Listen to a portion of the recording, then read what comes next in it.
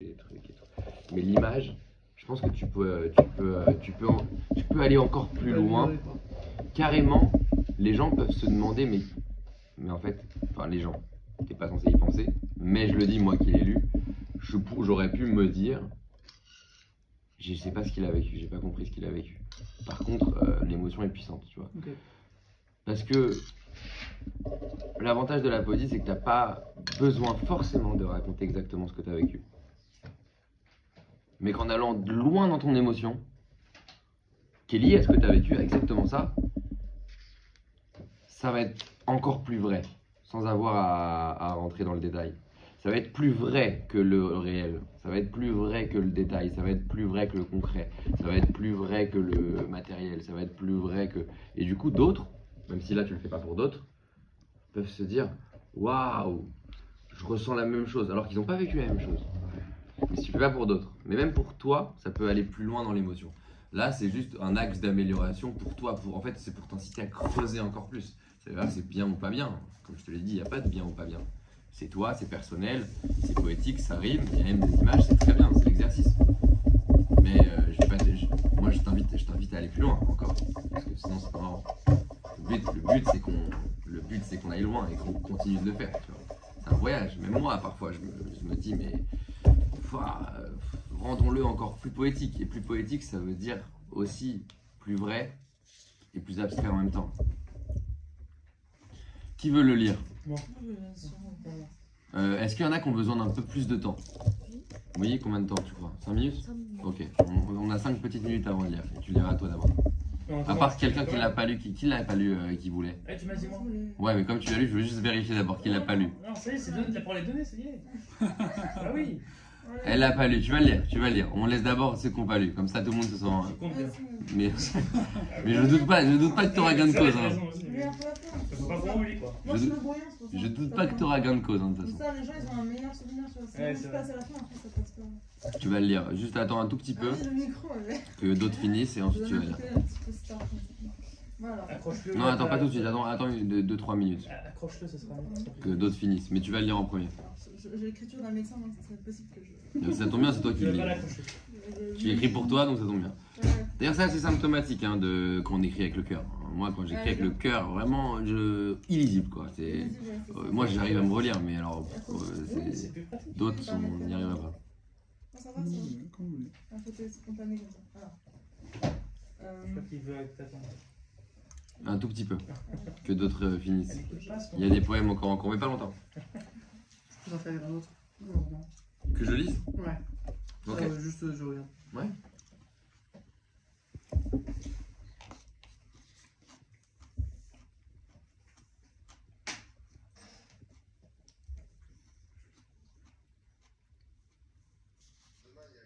Ouais, c'est bien, c'est beau, il y a plein d'images. C'est plein d'images, c'est de l'émotion, c'est bien. C'est bien. C'est bien. Il n'y a pas de bien ou pas bien. En tout cas, ça a l'air de venir du cœur.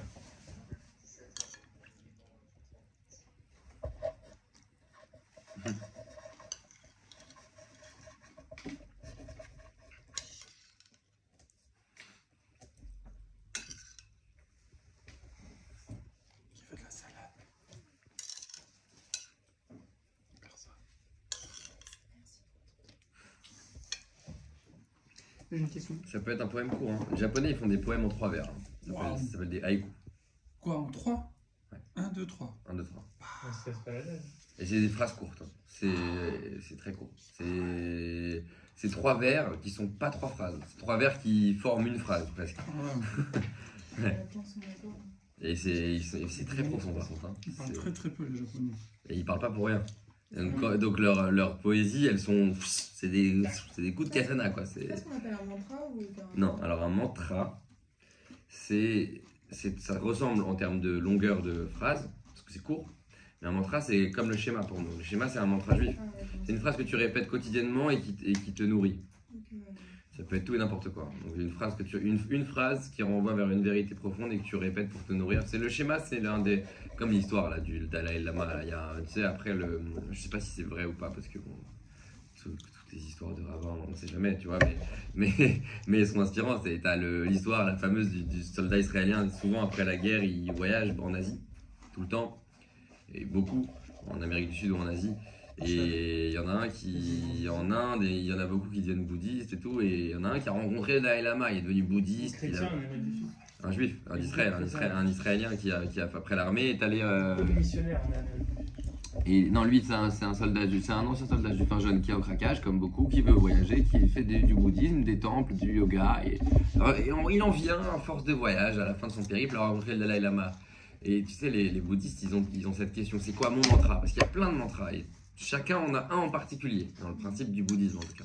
C'est une phrase qui convient à ton challenge de vie, tu te la répètes. Souvent, tu changes de mantra parfois dans ta vie et tout. Et le juif, il va voir le Dalai Lama, il dit, c'est quoi mon mantra? Et il lui dit, tu viens d'où? Je lui dis d'Israël. Il dit, ah, t'es juif? Il dit, ouais, mais t'as déjà un mantra, Shema Israël, Hashem Eloheinu Hashem Echad. Et il lui dit ça.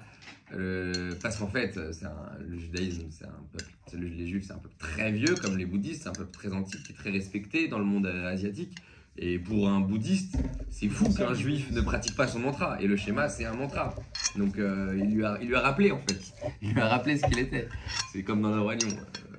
N'oublie pas qui tu es. Tu es mon fils, c'est toi le roi. Voilà, c'est ça. Et n'oublie pas qui tu es mon fils.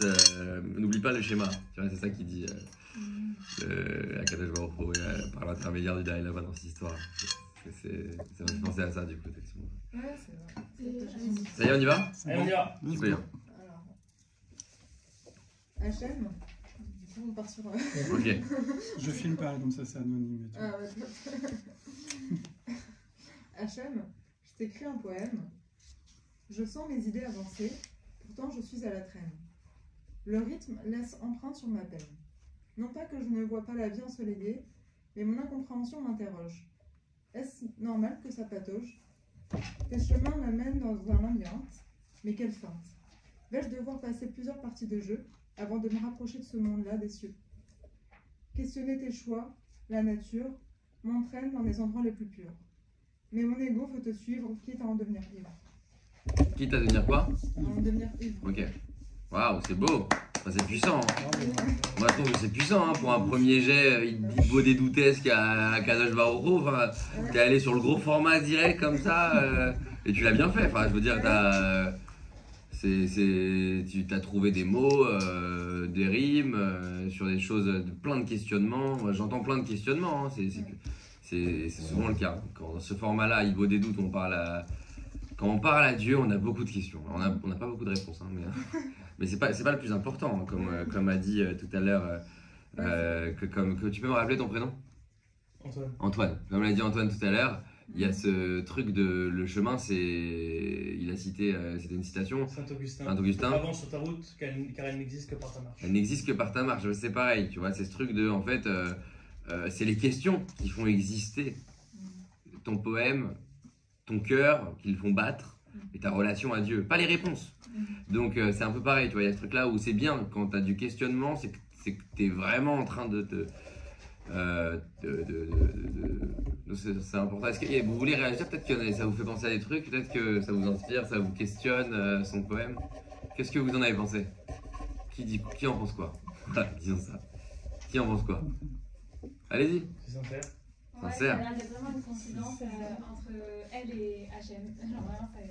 Ouais, c'est sincère. Du cœur, c'est vrai. C'est sincère. C'est que c'est un exercice réussi. Tu vois, tout à l'heure, tu disais, moi, je pense trop. Genre là, t'as l'impression que tu l'as pas trop fait. Les poèmes, c'est un peu plus facile pour moi. Ok, c'est un bon format. Tu vois, t'as ton mantra. T'as ton format, je rigole. T'as ton mantra aussi. Hein. Le schéma, il est pour toi aussi. Quelqu'un veut lire son poème? Bah oui. C'est un bouquin, c'est Non, okay, ça tourne. Alors évidemment, dans un autre style et contexte, le groupe Barrière, je l'ai connu lors de vacances ensoleillées. Un personnel auteur d'un service d'une grande qualité. Ses employés en costume 3 pièces, avec une main derrière le dos, me faisant des courbettes pour le plus grand plaisir de ma forte personnalité. Une multitude d'activités pour ne pas s'ennuyer, un savoir-faire hors pair digne du luxe français. François, Lucien, Diane, Dominique, vous m'avez fait rêver. Merci d'avoir existé.